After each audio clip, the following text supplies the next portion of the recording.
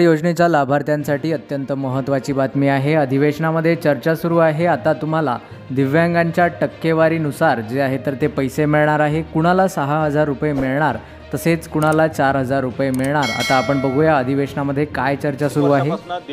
दिव्यांग बंधूंचं जे संजय गांधी निराधार योजनेच्या माध्यमातून त्यांचं दिव्यांगत्वाचं सर्टिफिकेट किती टक्क्याचं असलं तरी सगळ्यांना 1500 रुपये महिना दिला जातो एक मानधन म्हणून। पण माझं या माध्यमातून एक मागणी आहे की जसं 5%, 10%, 20% नंतर त्यांना 1500 रुपये महिना दिला जातो 40%चं, तसं प्रत्येक याच्यात जर एक वर्गवारी आपण करणार काय, कारण जे 6000 रुपयाची जी मागणी आहे ती निश्चितच 80% पेक्षा वर जे दिव्यांग बांधव आहे त्यांना 6000 रुपये निश्चितच दिली पाहिजे। 20%च्या वर जे दिव्यांग आहे त्यांना 1500 रुपये, 40%च्या वर आहे त्यांना 3000 रुपये, 60%च्या वर आहे त्यांना 4500 रुपये आणि 80%च्या वर आहे त्यांना 6000 रुपये हे आपण मानधन देणार काय, कारण या संदर्भात त्यांची मागणी सुद्धा केलेली आहे।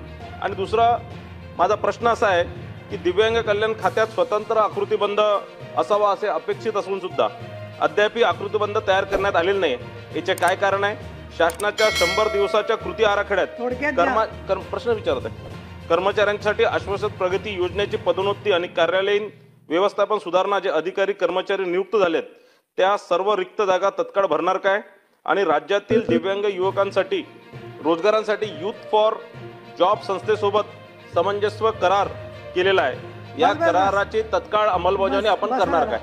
सभापती महोदय सन्मान अशी आपल्याकरिता बातमी आहे। आता दिव्यांगांना टक्केवारीनुसार जे आहे तर ते मानधन मिळणार आहे। त्याआधी एक तुम्हाला सूचना आहे, अशीच महत्त्वपूर्ण माहिती पाहण्यासाठी आपल्या चॅनलला अद्याप जर तुम्ही सबस्क्राईब केलं नसेल तर सबस्क्राईब करून घ्या, कारण अशीच अधिकृत माहिती जी आहे तर ती आपल्यापर्यंत पोहोचत राहते। तर बघा, आता टक्केवारीनुसार जे आहे तर ते तुम्हाला मानधन मिळण्याची दाट शक्यता आहे, कारण तुम्ही आता बघितलं की अधिवेशनामध्ये जे आहेत तर ते आमदार, खासदार तसेच मंत्री हे यावरती चर्चा करत आहेत आणि आता तुम्हाला टक्केवारीनुसार जे आहे तर ते मानधन मिळणार आहे। त्यामध्ये ज्या दिव्यांगांची टक्केवारी जी आहे तर ती 40%पेक्षा खाली असेल किंवा 40%पेक्षा खाली त्यांना मिळत नाही, परंतु मंत्र्यांकडून चुकून असं बोललं गेलं असू शकतं, तर ज्या दिव्यांगांची टक्केवारी 40%पेक्षा खाली किंवा 40% असेल त्यांना 1500 रुपये, ज्या दिव्यांगांना 80% असेल त्यांना 3000 रुपये, तर 60 असेल त्यांना 3000 रुपये, तसेच ज्या दिव्यांगांची टक्केवारी 80%पर्यंत असेल 60 ते 80 त्यांना 4000 आणि 80%पेक्षा अधिक असलेल्या दिव्यांगांना 6000 रुपये जे आहे तर त्यात मानधन मिळण्याची दाट जी आहे तर ती शक्यता आहे आणि ही अत्यंत महत्त्वाची माहिती आहे। त्याचबरोबर तुम्हाला माहिती आहे की बच्चूभाऊ कडू यांची यात्रा सुरू आहे, जी पायी यात्रा सुरू आहे आणि त्या यात्रेदरम्यान देखील बच्चूभाऊ कडू वारंवार आपल्या प्रश्नांना मांडण्याचा प्रयत्न करत असतात, वारंवार आपले जे प्रश्न आहेत तर ते घेण्याचा प्रयत्न करतात प्रेस कॉन्फरन्सच्या माध्यमातून। त्यामुळे त्यांच्या प्रयत्नातून हे तुमच्यापर्यंत यश जे आहे तर ते येत आहे। याआधी अशी सिच्युएशन होती की मंत्री एकही या विषयावर बोलायला तयार नव्हता, परंतु आता बच्चूभाऊ कडू यांच्या नेतृत्वाखाली जी मीटिंग झाली त्या मीटिंगच्या नंतर जे आहे तर ते आता अधिवेशनामध्ये या विषयाला वाचा फोडण्याचं काम जे आहे तर ते मंत्र्यांद्वारे केलं जात आहे आणि ही आपल्यासाठी अत्यंत आनंदाची बातमी आहे। याच आनंदामध्ये तुम्ही व्हिडिओला एक लाईक आणि चॅनलला एक सबस्क्राईब करा, कारण अशीच अधिकृत माहिती जी आहे तर ती आपण तुम्हाला देत असतो आणि ही अत्यंत महत्त्वाची बाब आहे। तर तुम्हाला काय वाटतं याविषयी, किती रुपये आपल्याला मानधन झालं पाहिजे, तसेच तुमच्या काय मागण्या आहेत हे नक्की कमेंट करून सांगा। तसेच जर तुम्हाला योजनेशी संबंधित काही प्रश्न असतील, काही शंका असतील तर निश्चित विचारा आणि त्या प्रश्न आणि शंकांचं उत्तर जे आहे तर ते आमच्याद्वारे निश्चित केलं जाईल। तसेच राज्यातील सर्व शेतकऱ्यांसाठी देखील एक आनंदाची बातमी आहे, कारण त्यांचं देखील आता लवकरच जे आहे तर ते कर्जमाफ केलं जाणार आहे। जर कर्जमाफ झालं नाही, 6000 रुपये 4000 रुपये पेन्शन वाढ झाली नाही, तर 2 ऑक्टोंबरपासून आता बच्चूभाऊ कडू हे मंत्रालयावर आणि मुंबईमध्ये जे आहे तर ते आंदोलन करणार आहे, अशी अधिकृत माहिती जी आहे तर ती समोर येते आहे। तसेच या लाभार्थ्यांच्या खात्यात पैसे जमा होण्यास सुरुवात झालेली आहे। आता याविषयीचा व्हिडिओ आपला ऑलरेडी आलेला आहे की कोणकोणत्या तालुक्यामध्ये जे आहे तर ते पैसे आलेले आहेत। तसेच ज्या लाभार्थ्यांना पैसे आलेले नाहीत त्यांना दुसऱ्या टप्प्यात कधी पैसे येणार याविषयीचा देखील अधिकृत व्हिडिओ आपल्या चॅनलवरती पुढे येणार आहे. जशी माहिती आपल्याकडे प्राप्त होते लगेचच त्याच क्षणाला आपण व्हिडिओ जो आहे तर तो अपलोड करत असतो. त्यामुळे सर्वात आधी आणि सर्वात खरी माहिती तुम्हाला जी आहे तर ती आपल्याच चॅनलवरती बघायला मिळणार आहे. बच्चूभाऊ कडू यांनी एक सल्ला दिलेला आहे, पैसे कमी असेल तर नोटा छापा.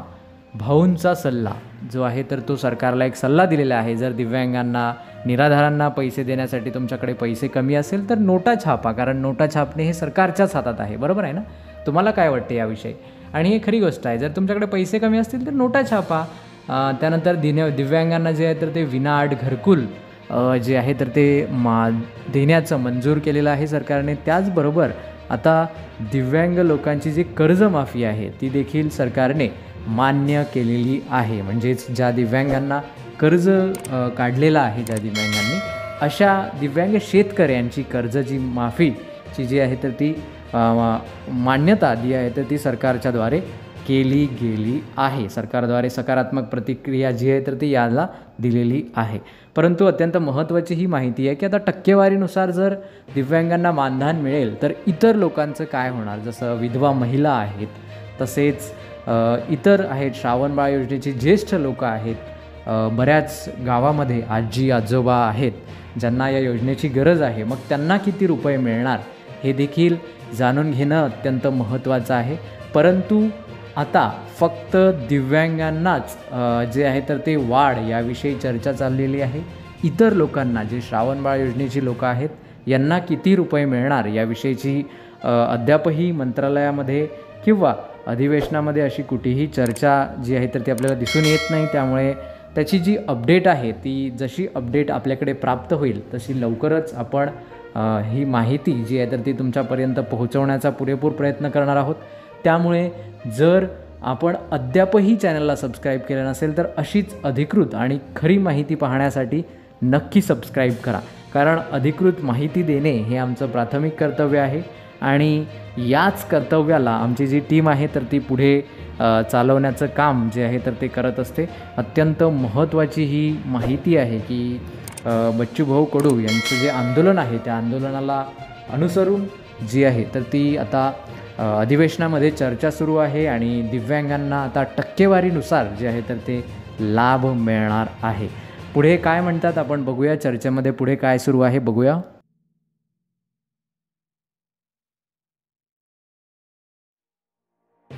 वर्षापासून दिव्यांग बंधूंचं जे संजय गांधी निराधार योजनेच्या माध्यमातून त्यांचं दिव्यांगत्वाचं सर्टिफिकेट किती टक्क्यात असलं तरी सगळ्यांना 1500 रुपये महिना दिला जातो एक मानधन म्हणून.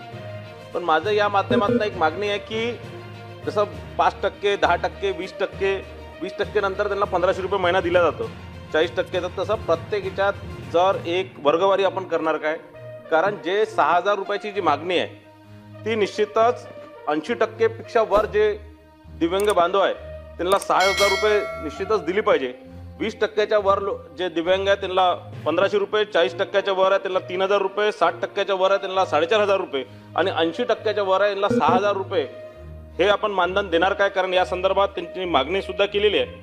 आणि दुसरा माझा प्रश्न असा आहे की दिव्यांग कल्याण खात्यात स्वतंत्र आकृतीबंध असावा असे अपेक्षित असून सुद्धा अद्याप आकृतीबंध तयार करण्यात आलेले नाही. याचे काय कारण आहे? शासनाच्या 100 दिवसाच्या कृती आराखड्यात प्रश्न विचारत आहे कर्मचाऱ्यांसाठी आश्वासक प्रगती योजनेची पदोन्नती आणि कार्यालयीन व्यवस्थापन सुधारणा जे अधिकारी कर्मचारी नियुक्त झालेत त्या सर्व रिक्त जागा तत्काळ भरणार काय? आणि राज्यातील दिव्यांग युवकांसाठी रोजगारांसाठी यूथ फॉर जॉब संस्थेसोबत समंजस्व करार केलेला आहे. या कराराची तत्काळ अंमलबजावणी आपण करणार काय? सभापती महोदय सन्मान. 1 वर्षापासून दिव्यांग बंधूंचं जे संजय गांधी निराधार योजनेच्या माध्यमातून त्यांचं दिव्यांगत्वाचं सर्टिफिकेट किती टक्क्यात असलं तरी सगळ्यांना 1500 रुपये महिना दिला जातो एक मानधन म्हणून. पण माझं या माध्यमातून एक मागणी आहे की जसं 5%, 10%, 20% नंतर त्यांना 1500 रुपये महिना दिला जातो, 40% तसं प्रत्येक ह्याच्यात जर एक वर्गवारी आपण करणार काय, कारण जे 6,000 रुपयाची जी मागणी आहे ती निश्चितच 80% पेक्षा वर जे दिव्यांग बांधव आहे त्यांना 6,000 रुपये निश्चितच दिली पाहिजे. 20% वर जे दिव्यांग आहे त्यांना 1,500 रुपये, 40% वर आहे त्यांना 3,000 रुपये, 60% वर आहे त्यांना 4,500 रुपये आणि 80% वर आहे त्यांना 6,000 रुपये हे आपण मानधन देणार काय, कारण या संदर्भात त्यांची मागणी सुद्धा केलेली आहे.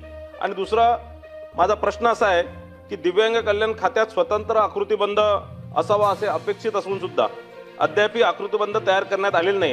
याचे काय कारण आहे? शासनाच्या 100 दिवसाच्या कृती आराखड्यात प्रश्न विचारत आहे, कर्मचाऱ्यांसाठी आश्वासित प्रगती योजनेची पदोन्नती आणि कार्यालयीन व्यवस्थापन सुधारणा जे अधिकारी कर्मचारी नियुक्त झालेत त्या सर्व रिक्त जागा तत्काळ भरणार काय, आणि राज्यातील दिव्यांग युवकांसाठी रोजगारांसाठी यूथ फॉर जॉब संस्थेसोबत सामंजस्य करार केलेला आहे, या कराराची तत्काळ अंमलबजावणी आपण करणार काय? सभापती महोदय, सन्मान ही अत्यंत महत्त्वाची माहिती तुमच्यापर्यंत आम्ही पोहोचवलेली आहे. जर तुम्हाला हा व्हिडिओ आवडला असेल तर व्हिडिओला एक छोटंसं लाईक नक्की करा. त्यापेक्षाही अधिक महत्त्वाचं म्हणजे चॅनलला सबस्क्राईब करा, कारण जर तुम्ही लाईक केलं तर त्यामध्ये आम्हाला आनंद होईल, परंतु सबस्क्राईब केलं तर माहिती तुम्हाला मिळेल व आनंद देखील तुम्हालाच होईल. त्यामुळे अशीच अधिकृत माहिती दररोज पाहण्यासाठी आपल्या चॅनलला सबस्क्राईब करा, व्हिडिओला एक छोटंसं लाईक करा. जर तुम्हाला ही माहिती गरजूवंतांपर्यंत पोहोचवायची असेल तर नक्कीच त्यांच्यापर्यंत शेअर करा, कारण महाराष्ट्रामध्ये अनेक असे लोक आहेत ज्यांच्यापर्यंत योग्य ती माहिती पोहोचत नाही, परंतु आम्ही तुमच्यापर्यंत योग्य ती माहिती नेहमी पोहोचवण्याचा प्रयत्न करतो. त्यामुळे इतरांपर्यंत देखील या व्हिडिओला शेअर करा. चला तर भेटूया पुनश्च एकदा एका नवीन माहितीसह नवीन अपडेटमध्ये. तोपर्यंत मी शैलेश घेतोय आपली रजा. नमस्कार, धन्यवाद, बाय बाय.